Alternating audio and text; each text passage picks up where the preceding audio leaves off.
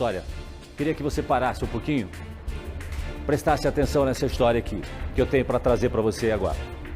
Uma venezuelana de 43 anos morreu depois de ser atropelada na Avenida das Torres, ali na altura do Parque São José, em São José dos Pinhais. Avenida das Torres, liga o aeroporto Afonso Pena, você sentido do São José dos Pinhais, tem o Parque São José. Foi ali que aconteceu.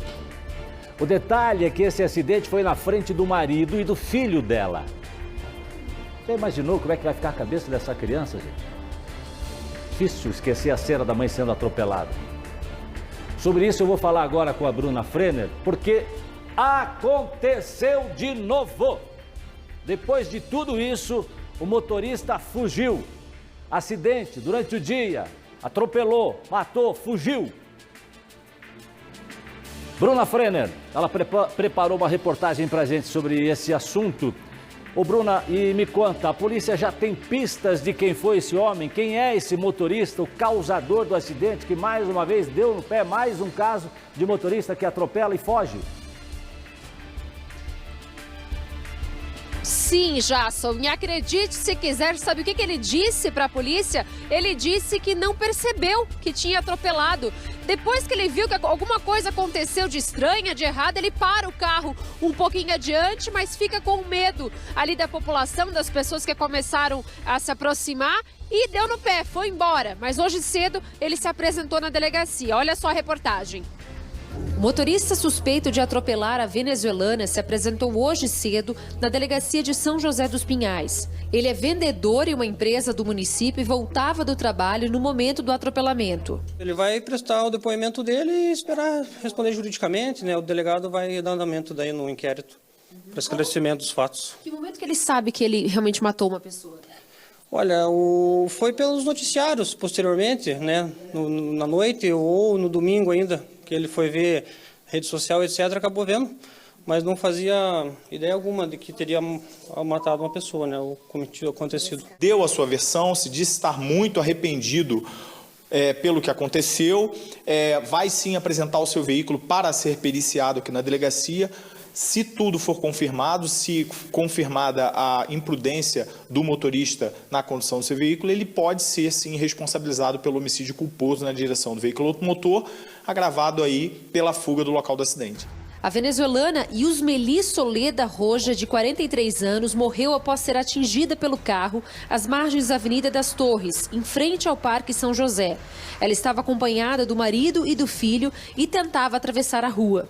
O problema para esse motorista é que ele não parou para prestar socorro. De acordo com o advogado dele, ele chegou a fazer uma parada rápida após perceber o acidente, mas ficou com medo da população. Houve uma parada mesmo, né?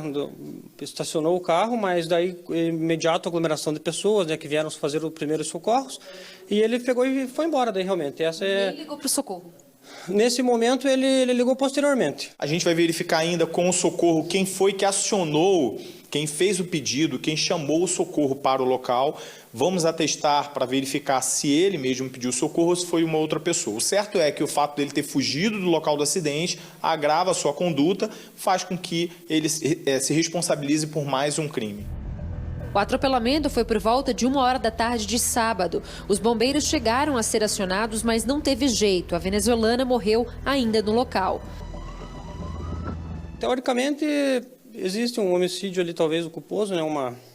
Uma suposta ocasião, mas ele ficou com medo da represália. Ele sabe que acontece isso muitas das vezes. A princípio, aí, pelo que a gente apurou, ele estava com a velocidade compatível com a via. É o caminho de casa que ele faz todos os dias.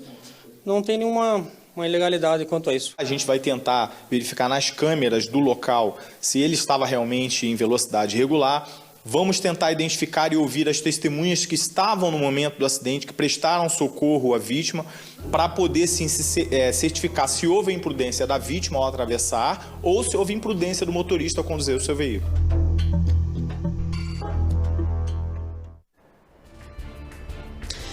Olha, não sei se vocês perceberam, Jasson, doutora Márcia, né? Foi um pouco conflitante ali a versão desse motorista, porque o advogado dele falou pra gente que ele, no primeiro momento, ele não percebeu que havia atropelado. Mas daí ele para um pouco à frente e vai embora por medo. Então, por que ele vai embora com medo se ele achou que não era um atropelamento? Então, tá estranha essa versão dele. O fato agora é que ele vai ter que se entender, vai ter que se explicar à Polícia Civil e o inquérito está instaurado, né? Agora é aguardar o que vai acontecer de fato com esse motorista que fugiu do local do acidente, Jasson. Pois é, e o que precisa essencialmente ser esclarecido aí, doutora Márcia Marcondes?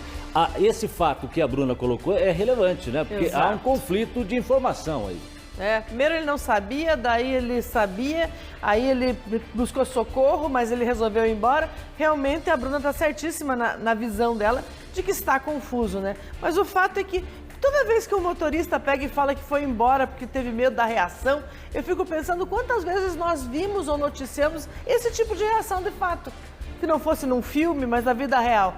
De um modo geral, as pessoas são solidárias, inclusive com o atropelador, né? Entendendo que ele não queria aquele momento, senão nós teríamos, como a gente cita uma situação com um motorista de ônibus que permanece no local, com uma pessoa que permanece no local, nós teríamos outros tipos de situação que nós não temos, né?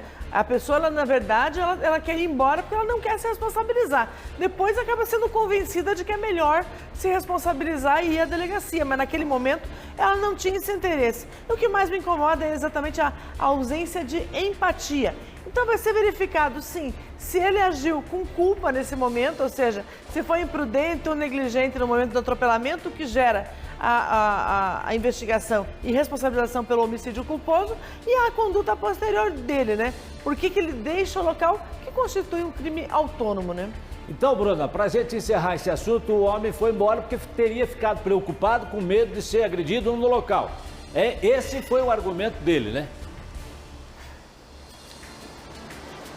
Foi o argumento dele, Jasson. Eu até perguntei para o advogado se ele tem como provar, porque eu perguntei, né? Mas ele chegou a ligar para alguém que você pode fugir do local, que foi o que ele alegou, né? Fugiu por medo, mas você pode fazer uma ligação, né? Para talvez não configurar ali a omissão de socorro, pedir ajuda de fato. Ele disse que foi feita essa ligação, agora resta saber se ele vai conseguir provar isso ou não. E ainda faltou dizer, Jasson, que quando a gente estava saindo da delegacia, o advogado disse o seguinte: Bruna, o motorista, o suspeito então de atropelar, que confessou, né, ter acontecido ali, se envolvido no acidente, disse que vai procurar a família da venezuelana para prestar todo o apoio nesse momento. Inclusive, Jasson, ele estava acompanhado do advogado dele e também o advogado da empresa onde ele trabalha. Inclusive, ele voltava, né, do trabalho no sábado, no momento do atropelamento. Jasson. Os nossos sentimentos à família da venezuelana, né? Imagina a cena que esse filho vai carregar, vendo a mãe sendo atropelada e morta,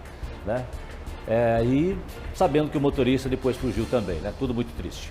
Gente,